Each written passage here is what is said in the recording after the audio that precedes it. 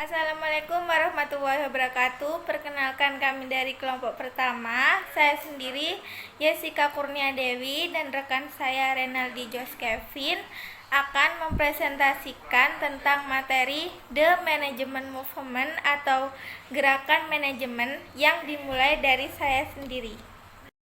Yang pertama adalah US Industrial Revolution atau Revolusi Industri AS yang meliputi periode ketika negara-negara bersatu mulai bergeser dari masyarakat agraris yang hampir sepenuhnya menjadi masyarakat industrialisasi.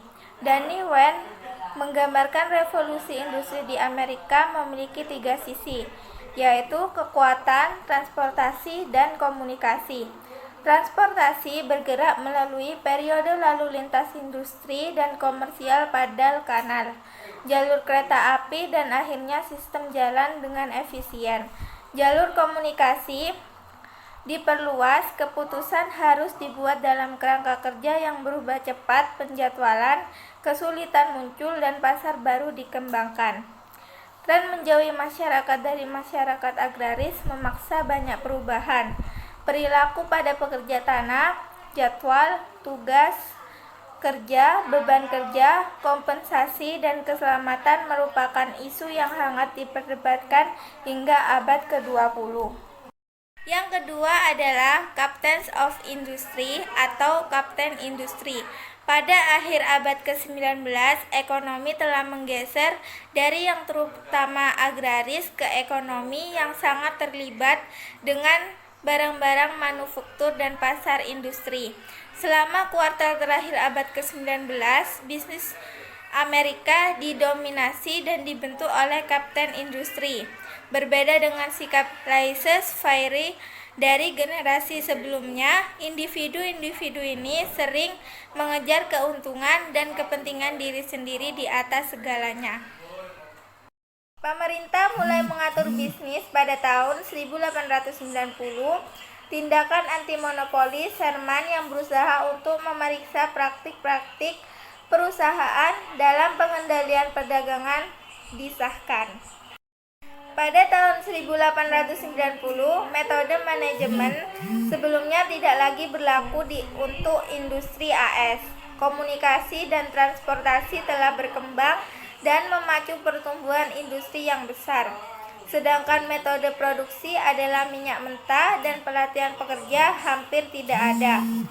Aspek psikologis dan fisik pekerjaan seperti kebosanan, monoton, dan kelelahan tidak dipelajari atau bahkan dipertimbangkan dalam desain sebagian besar pekerjaan.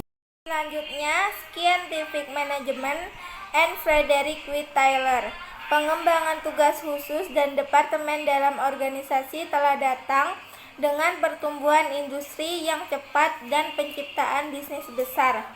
Satu orang tidak lagi melakukan setiap tugas, tetapi berspesialisasi dalam melakukan beberapa tugas.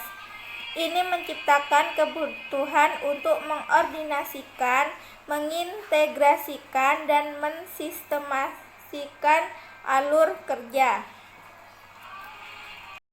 Manajemen ilmiah yang dikembangkan oleh Taylor didasarkan pada 4 prinsip utama. Yang pertama, pengembangan metode ilmiah dalam mendesain pekerjaan untuk menggantikan metode rule of thumb yang lama. Yang kedua, seleksi ilmiah dan pengajaran progresif dan pengembangan karyawan. Yang ketiga, penyatuan karyawan yang dipilih secara ilmiah dan metode yang dikembangkan secara ilmiah untuk merancang pekerjaan. Yang keempat, sebuah divisi kerja yang menghasilkan ketergantungan antara manajemen dan pekerja. Untuk manajemen dan karyawan, manajemen ilmiah membawa sikap baru terhadap tugas masing-masing dan terhadap satu sama lain. Pendekatan ini mencakup metode penelitian dan eksperimen metode ilmiah. Standar ditetapkan di bidang personel, kondisi kerja, peralatan, output, dan prosedur. Manajemen ilmiah adalah filosofi tentang hubungan antara orang dan pekerjaan. bukan teknik atau perangkat efisiensi. Ide-ide dan manajemen ilmiah didasarkan pada keprihatinan tidak hanya untuk desain pekerjaan yang tepat tetapi juga untuk pekerja. Taylor dan pelopor manajemen ilmiah lainnya percaya bahwa karyawan dapat dimotivasi oleh imbasan ekonomi, asalkan imbalan itu terkait dengan kinerja individu. Selanjutnya, Other Scientific Management Pioneers. Beberapa murid dan kolega Taylor membantu mempromosikan manajemen ilmiah. Karl Barth sering disebut sebagai pengikut Taylor yang paling setia. Barth tidak mengubah atau menambah manajemen ilmiah ke tingkat yang signifikan.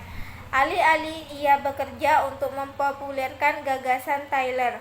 Henry Lawrence Gann bekerja dengan Taylor pada baja Midfield dan Bethlehem Steel. Gann Chart secara grafik menggambarkan produksi yang diharapkan dan yang sudah selesai. Gann juga merupakan salah satu pelopor manajemen pertama yang secara publik menyatakan tanggung jawab sosial manajemen dan bisnis. Dia yakin komunitas akan berusaha mengambil alih bisnis jika sistem bisnis mengabaikan tanggung jawab sosialnya. Selanjutnya, Fayol's Theory of Management. Henry Fayol, seorang Prancis, adalah orang pertama yang mengeluarkan pernyataan lengkap tentang teori manajemen umum. Meskipun populer di Eropa pada awal 1900-an, teori ini tidak benar-benar diterima di Amerika sampai akhir 1940-an. Fayol mengidentifikasi 5 prinsip manajemen, yaitu pembagian kerja, konsep spesialisasi pekerjaan, otoritas formal posisi versus otoritas pribadi, disiplin berdasarkan kepatuhan dan rasa hormat, kesatuan pemerintah, setiap karyawan harus menerima pesanan hanya dari satu atasan, kesatuan arah, satu bos dan satu rencana untuk sekelompok kegiatan yang memiliki tujuan yang sama. Selanjutnya, period of solidification. Tahun 1920 dan sebagian besar tahun 1930-an adalah periode solidifikasi dan popularisasi manajemen sebagai suatu disiplin. Penerimaan manajemen sebagai disiplin yang terhormat diperoleh melalui beberapa jalan. Masyarakat profesional mulai tertarik pada manajemen. Setelah pergantian abad, banyak masyarakat profesional lainnya mulai mempromosikan manajemen. Selanjutnya, The Human Relation Trust tahun 1929 menyebabkan depresi hebat, pengangguran lebih dari 25%. Iklim yang umum cenderung menekankan pemahaman karyawan dan kebutuhan mereka, bukan berfokus pada metode yang digunakan untuk melanjutkan pekerjaan. Sebuah proyek penelitian besar yang dikenal sebagai studi Hawthorne umumnya diakui sebagai pemicu minat bisnis dalam elemen manusia di tempat kerja. Pada tahun 1927, para peneliti memanggil tim psikolog dari Harvard University yang dipimpin oleh Elton Mayo. Dalam eksperimen ini, penelitian mengubah variabel seperti pembayaran upah, waktu istirahat, dan nama hari kerja. Para peneliti juga menemukan bahwa perhatian yang ditujukan kepada para karyawan oleh para peneliti secara positif memengaruhi produktivitas mereka. Mereka benar-benar membangkitkan minat pada masalah manusia di tempat kerja dan memusatkan perhatian pada faktor manusia. Dan selanjutnya akan diteruskan oleh rekan saya. Baik, selanjutnya Early Champions of Human Relation. Mary Parker Follett bukan pengusaha wanita dalam arti dia mengelola bisnisnya sendiri. Namun, melalui tulisan dan ceramahnya, ia memiliki dampak besar pada banyak pemimpin bisnis dan pemerintah. Secara efektif mengintegrasikan manajemen tradisional dan ilmu perilaku. Pekerjaan gudang memiliki dampak besar pada manajer dan guru manajemen. Selanjutnya ada professional manager. Manajer karir atau manajer profesional tidak ada sampai tahun 1930-an. Para kapten organisasi yang dikendalikan industri dari tahun 1880-an hingga pergantian abad. Manajer keuangan beroperasi dengan cara yang sama seperti yang dilakukan para kapten industri. Pada akhir 1930-an, manajer profesional adalah orang karir yang tidak selalu memiliki kepentingan mengendalikan dalam perusahaan tempat dia bekerja. Selanjutnya, changing styles of management. Ketika organisasi tumbuh dalam ukuran dan kompleksitas, manajer mulai menekankan pentingnya karyawan dan kebutuhan mereka. Ketika manajer mempelajari karyawan dan pengembangan teori tentang perilaku karyawan, gaya, metode, dan pengelolaan yang muncul. Satu gaya manajemen yang inovatif dikembangkan oleh James F. Lincoln dari perusahaan listrik Lincoln pada tahun 1913. Lincoln menyadari bahwa kerjasama yang efektif membutuhkan kerjasama yang baik. Baik, sekarang khusus rencana untuk membuat komponen-komponen berikut. 1. Dewan Penasihat Karyawan. 2. Metode kompensasi upah persatuan jika memungkinkan. 3. Sistem saran. 4. Kepemilikan saham oleh karyawan. 5. Bonus akhir tahun. 6. Asuransi jiwa untuk semua karyawan. 7. 2 minggu libur dibayar. 8. Program pensiun anuitas. Dan terakhir, kebijakan promosi. Pengembangan perusahaan listrik Lincoln dapat dikaitkan dengan manajemen yang inovatif. Harga jual Lincoln secara konsisten lebih rendah daripada produk yang sebanding, dan perusahaan telah secara konsisten membayar dividen sejak 1918. Manajer inovatif Henry Dickinson tahun 1877 sampai 1952 meyakini kekuatan suatu organisasi berasal dari anggotanya dan sumber-sumber kekuatan adalah intensif, kebiasaan dan tradisi yang mempengaruhi orang-orang dalam suatu organisasi. Ia percaya tujuan utama manajemen adalah untuk menyediakan kondisi di mana karyawan bekerja dengan mudah dan efektif. Baik, selanjutnya manajemen proses period. Bentuk-bentuk manajemen partisipasi yang dikembangkan pada 1930-an memunculkan pendekatan proses terhadap manajemen pada akhir 1940-an. Pendekatan ini berusaha mengidentifikasi dan mendefinisikan suatu proses untuk mencapai tujuan yang diinginkan.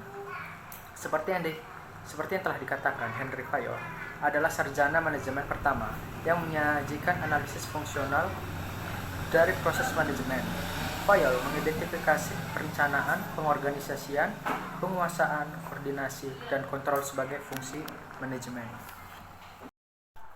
Pada tahun 1935, Ralph C. Davis adalah orang Amerika pertama yang menerbitkan gangguan fungsional dan proses manajemen. Semua sarjana manajemen ini membuat referensi awal dan pendekatan fungsional untuk manajemen. Fayol benar-benar bertanggung jawab atas pendirian dan pendekatan proses terhadap manajemen.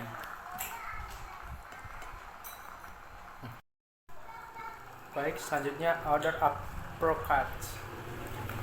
Akhir 1950 melihat era baru dalam studi manajemen. Keputusan teori sekolah sebagian besar didasarkan pada teori ekonomi dan teori pilihan konsumen. Sebuah sekolah empiris meskipun dikembangkan oleh para sarjana menggunakan pendekatan kasus. Premis dasar mereka adalah bahwa manajemen yang efektif dapat dipelajari dan mempelajari keberhasilan dan kegagalan manajer lain. The System Approach. Periode fragmentasi pada akhir 1950-an dan awal 1960-an diikuti oleh era upaya integrasi. Sebuah sistem adalah kumpulan atau kombinasi dari hal-hal atau bagian yang membentuk keseluruhan kompleks atau kesatuan.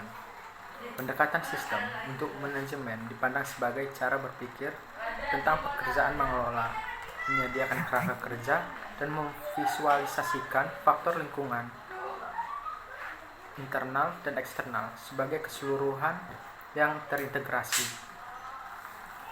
Manajer diminta untuk melihat aspek manusia, fisik dan informasi, dari pekerjaan manajer sebagai terkait dalam keseluruhan yang terintegritas. The Contingency Approach tahun 1970-an ditandai dengan apa yang disebut pendekatan kontingensi. Dalam pendekatan ini, kontingensi terhadap manajemen, situasi dan kondisi yang berbeda memerlukan pendekatan manajemen yang berbeda. Teori kontingensi yang banyak dibahas dalam buku ini telah dikembangkan di berbagai bidang seperti pengambilan keputusan, desain organisasi, kepemimpinan, perencanaan, dan perilaku kelompok. The Japanese Management Movement and Theory Z. Kesuksesan ekonomi yang luar biasa yang dinikmati banyak perusahaan Jepang setelah Perang Dunia II menarik perhatian dunia terhadap praktik manajemen mereka. Aliran informasi dan inisiatif dari bawah ke atas organisasi ditekankan. Organisasi Jepang juga cenderung dicirikan oleh pekerjaan seumur hidup dan jalur karir tidak spesifik untuk karyawan. Menyadari adanya banyak pelajaran berharga yang dapat dipetik dari Jepang, William Oates mengembangkan teori Z yang berupaya mengintegrasikan praktik manajemen Amerika dan Jepang. Selanjutnya, Search for Excellence. Pada tahun 1982, Thomas G. Peters dan Robert H. Waterman Jr. merilis sebuah buku untuk mencari keunggulan yang sejak saat itu telah menjadi buku terlaris yang berhubungan dengan manajemen yang pernah diterbitkan. Menurut kriteria penulis, perusahaan-perusahaan ini telah menunjukkan kinerja yang sangat baik selama jangka waktu 20 tahun yang telah diteliti. Sementara itu, pekerjaan Peters dan Waterman dikritik sebagai terlalu subjektif dan tidak didasarkan pada metode penelitian yang baik. Itu telah menyebabkan banyak manajer memikirkan kembali cara mereka melakukan sesuatu. The International and Global Movement. Dalam beberapa tahun terakhir, dan khususnya pada akhir 1980 hingga 1995, banyak perusahaan AS telah beralih ke arena internasional untuk pasar dan keuntungan baru. Perusahaan yang tidak berdagang langsung di pasar internasional dan global seringkali sangat dipengaruhi oleh persaingan, aliansi, dan investasi asing. Dan yang terakhir, conclusion. Bab ini telah merangkum peristiwa besar yang mempengaruhi disiplin manajemen dari abad ke-19. Tetapi, disiplin tidak berkembang dan matang pada tingkat yang sama dari semua bagian negara. Ia tidak berkembang dari serangkaian kejadian terpisah, melainkan tumbuh dari serangkaian peristiwa besar dan kecil. Baik, sekian persentase dari kelompok kami. Jika ada kata yang salah dan tidak berkenan, mohon dimaafkan. Terima kasih.